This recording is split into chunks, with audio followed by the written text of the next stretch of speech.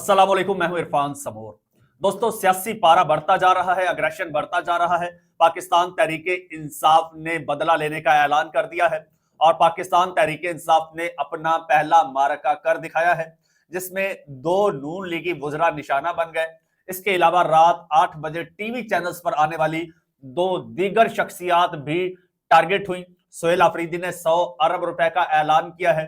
इसके अलावा क्या क्या चीजें हुई हैं और पाकिस्तान तहरीके इंसाफ अब असल में करने क्या जा रही है, हालात किस तरफ जा रहे हैं, दोस्तों खबरें इंतहाई हैरानकुन और चौंका देने वाली हैं जो आपके साथ शेयर करनी है। लेकिन उससे पहले नए आने वाले दोस्तों से गुजारिश है कि ये चैनल आपका अपना है, अगर अभी तक इसको सब्सक्राइब नहीं किया तो सब्सक्राइब जरूर कर लीजिए और बेल आइकन पर भी क्लिक कर दीजिए ताकि हर नई आने वाली वीडियो टाइमली आपको मौसूल हो जाए। दोस्तों, ये जो एक प्रेस कॉन्फ्रेंस हुई थी और उसके बाद फिर थोड़ा सा तनाव में इजाफा हुआ, सोशल मीडिया पर एक जंग छिड़ गई। उसके बाद पाकिस्तान तहरीके इंसाफ का जलसा हुआ है इतवार के रोज पेशावर में। एक बात तो ये कि पाकिस्तान तहरीके इंसाफ ने वाज़ेह किया है कि ये जलसा किसी प्रेस कॉन्फ्रेंस के रिएक्शन में नहीं था, ये हमारा प्री डिसाइडेड जलसा था जो हमने किया है। और दूसरी बात, हुकूमत के कुछ लोग कह रहे हैं, नून लीग की हुकूमत के कुछ लोग कह रहे हैं कि ये जलसा फ्लॉप था। अब ये कोई नई बात नहीं है, हमेशा मुखालिफिन कहते हैं जलसा फ्लॉप था और जलसा करवाने वाले कहते हैं कि जलसा कामयाब था। लेकिन दोस्तों, अगर हम फुटेजेस देखें, जो हमने फुटेजेस देखी, तो जलसे में बहुत ज्यादा लोग थे, लोगों की तादाद बहुत ज्यादा थी और लोग चार्ज पहले से कहीं ज्यादा थे, लोगों का गुस्सा कहीं ज्यादा था, पहले से कहीं ज्यादा था गुस्सा। और वो इतने गुस्से में कारकुनान थे कि सोहेल आफरीदी से कंट्रोल करना मुश्किल हो रहा था। सोहेल आफरीदी से जो एक्सपेक्ट कर रहे थे, सोहेल आफरीदी ने वो अल्फाज नहीं कहे। सोहेल आफरीदी ने कहा फिर हम में और उनमें फर्क क्या रह जाएगा, और हमें कोई कुत्ता कहता है तो कहता रहे, भौंकता है कहता रहे, लेकिन हम चिड़िया नहीं, हम शाहीन हैं कि हमें कोई चिड़िया अगर चोंच मारेगी तो हम अपनी परवाज ऊंची कर लेंगे क्योंकि हमें बहुत आगे जाना है। सोहेल आफरीदी ने कोई ऐसा लूज पॉइंट नहीं खेला, कोई ऐसा लूज बॉल नहीं खेला। दीगर शख्सियात जो थी उन्होंने बड़ी अग्रेसिव प्रेस कॉन्फ्रेंसेस की और तकरीरें की, जिनमें अल्लामा नासिर अब्बास थे, उसके अलावा महमूद खान अचकजई, बड़ा जनाब उन्होंने हार्ड हिट्स लगाई। और शाहिद खटक बड़े खुल के बोले, बड़ी हार्ड हिट्स लगाई। और शाहिद खटक की एक दो चीजों को लेकर एक प्रोपेगेंडा और कंट्रोवर्सी भी हो रही है, थोड़ी सी क्रिएट करने की कोशिश की जा रही है, वो भी आपको बता दूंगा। अच्छा, एक तो शाहिद खटक ने कहा कि तुमने मेरे लीडर की बहनों को सड़कों पर घसीटा, वो आहें सिसकियां कानों में अभी तक मौजूद हैं और मैं वहां पर मौजूद था, मैंने सब देखा अपनी आंखों से और ये सब याद रखा जाएगा, बदला लेंगे, सूद समेत लेंगे। और ये पार्लिमानी लीडर हैं पाकिस्तान तहरीक इंसाफ के शाहिद खटक, उन्होंने ये कहा। इसके अलावा एक और चीज जिस पे प्रोपेगेंडा हो रहा है, ये आप सुनिए, मेरे ख्याल में बजाय मेरे कहने के मैं आपको सुना देता हूं। वो तो कुत्ते बिठाए थे प्रेस कॉन्फ्रेंस के लिए, वो अतातारण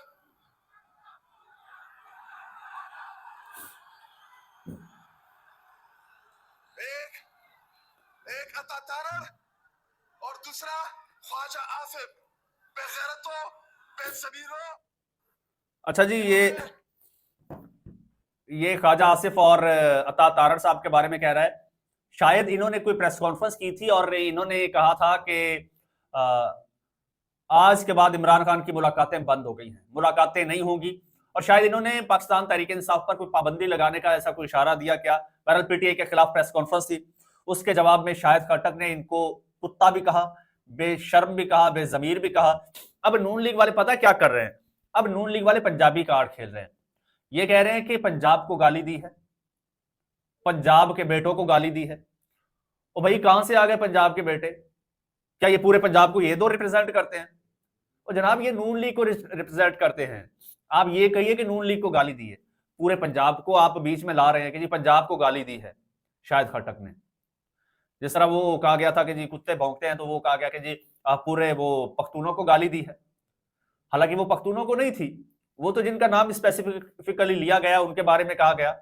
तो एक फर्द वाहिद को आप पूरे कबीले के साथ, पूरी कौम के साथ मत जोड़ लिया करें। और ये अपना जो है लसानी कार्ड खेलने से गुरेज किया करें, ये बड़ा खतरनाक होता है। अब नून लीग वाले कह रहे हैं कि जी ये नून लीग के ही हैं साहब, उन्होंने ये लिखा हुआ है, मैं आपको पढ़ के सुना देता हूं, मैं अपनी तरफ से नहीं कह रहा। तो कहते हैं कि जी अपना इन्होंने पंजाब को गाली दिया जी, और पंजाब के बेटों को गाली दी है, हालांकि ऐसा कुछ नहीं है।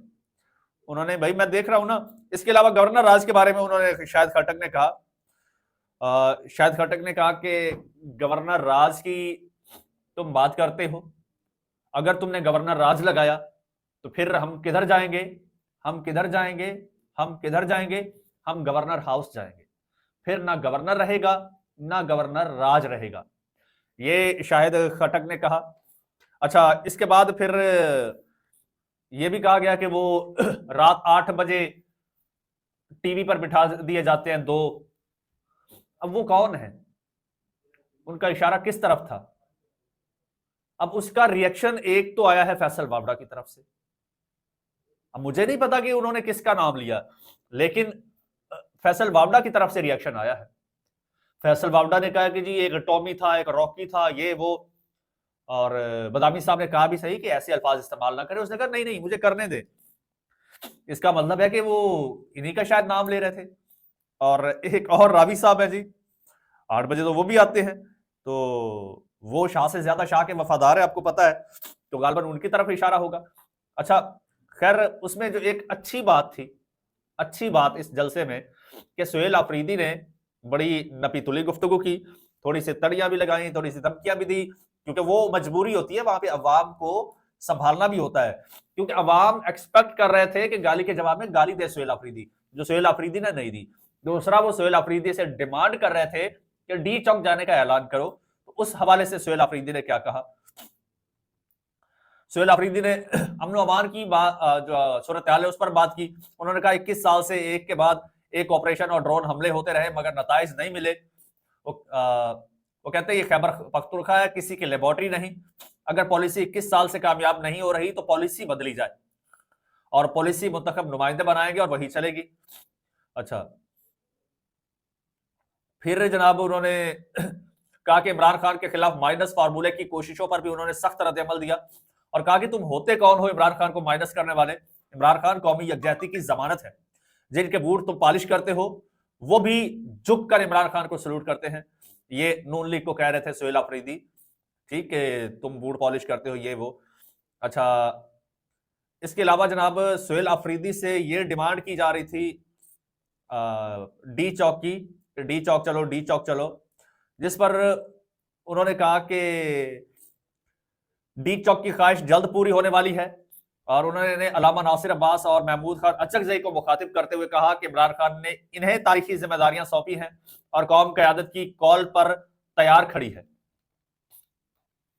उन्होंने कहा जी अब डी चौक की जिम्मेदारियां जो हैं वो महमूद खान अचकजई और अलामा राजा नासिर अब्बास साहब जो हैं, यही है ना अपना इस तक वो जो है तहरीक तहफ़्फ़ुज़ आईन पाकिस्तान के सरबराह रूह रमा।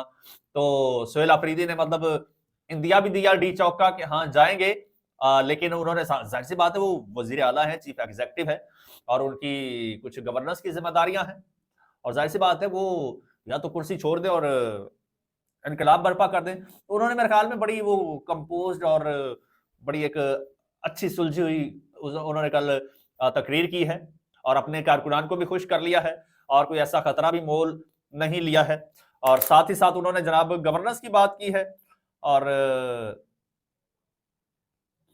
उसके अलावा उन्होंने जनाब 100 अरब रुपए जो है उसका ऐलान किया है कि हम कोई उसकी डेवलपमेंट के लिए जो है वो 100 अरब रुपए का ऐलान किया। और मेरे ख्याल में अगर देखें ये सियासी तनाव कम हो जाए, गवर्नेंस पर फोकस किया जाए, तो अवाम की बेहतरी हो सकती है। और ये बात मैं नून लीग हुकूमत के हवाले से कह रहा हूं कि उनको ये बात सोचना चाहिए, क्योंकि वो बड़े हैं तो बड़ों की जिम्मेदारियां भी बड़ी होती हैं, और उनको फिर वो जिम्मेदारियां पूरी भी करनी पड़ती हैं। तो ये सूरत हाल थी दोस्तों, ये जलसे का अहवाल था।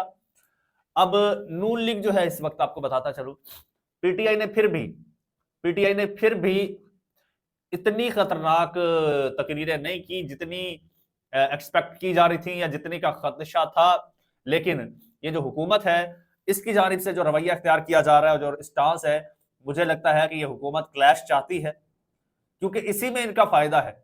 हुकूमत स्टेबिलिटी नहीं चाहती, यही लग रहा है, क्योंकि हुकूमत के पे दर पे बयानात आ रहे हैं और ये खाली खोखले दावे और धमकियां हैं, इनमें प्रैक्टिकल कुछ भी नहीं है और ये प्रैक्टिकल करने की पोजीशन में भी नहीं है। तो ये खाली धौंस, धमकियां, दावे, तड़ियां, इसका मकसद क्या है? टेम्परेचर बढ़ता रहे, इनस्टेबिलिटी रहे और इनस्टेबिलिटी की आड़ में दो फरीक लड़ते रहे और हम बैठ के मजा करते रहे। दोस्तों, चैनल आपका अपना है, अगर अभी तक सब्सक्राइब नहीं किया तो सब्सक्राइब कर लीजिए, बेल आइकन पर क्लिक कर दीजिए और मुझे इजाजत दीजिए। अल्लाह हाफिज।